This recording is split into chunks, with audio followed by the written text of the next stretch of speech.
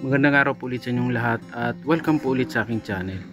Sa video po natin ngayon ay share ko lang po sa inyo itong gagawin kong pag-defoliate saka konting trimming nitong aking Hibiscus Taiwan.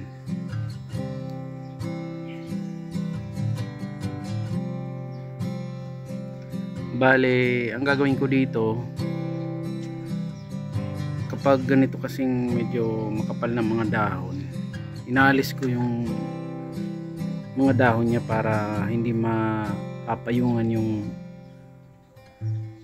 mga sanga na nasa ilalim.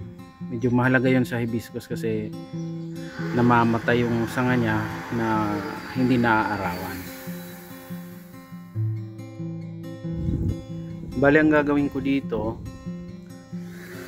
aalisan ko siya ng mga dahon at mga talbos lang ang ititira. So, siguro aalisan ko din ng mga sanga na hindi kailangan, mga tumubo dyan na hindi naman kailangan. Tapos baka tingin ko rin kung kailangan ng wiring dun sa ilang sanga ng mga bakod. So tara po, samahan niyo po ulit ako.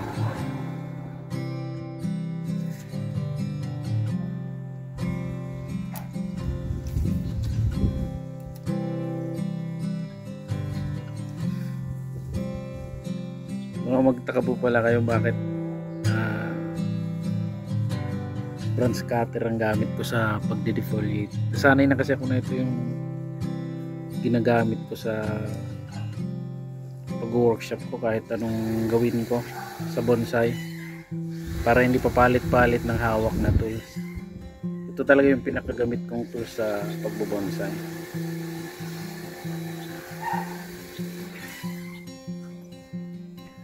Tapos itong isang to, silang dalawa yung gamit na gamit ko.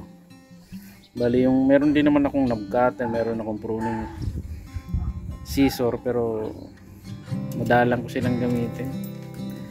Kaya naman kasing gampanan nito yung mga nagagawa naman.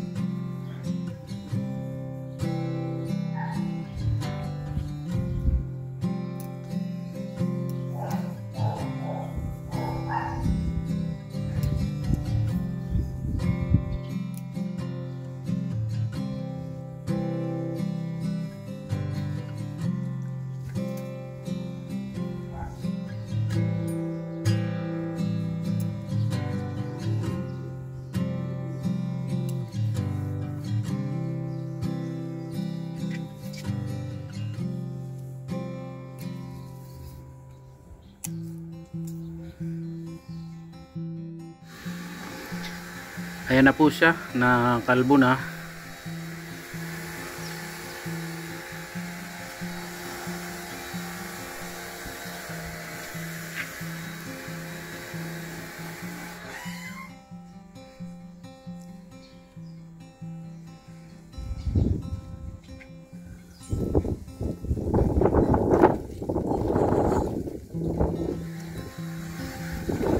Ang gagawin ko dito, i-wire ko yung ilang sanga niya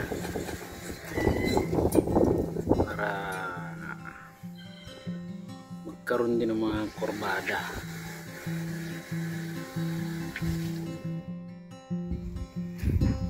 Bale, ito na po yung workshop ko.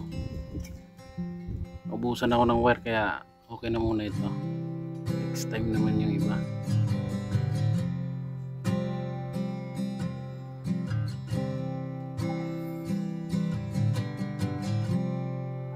So yun lang po para sa video natin ngayon. Sana po kahit paano ay may natutunan naman kayo sa aking munting sharing ngayon, lalong lalo na po yung mga baguhan sa larangan ng pagbobonsai.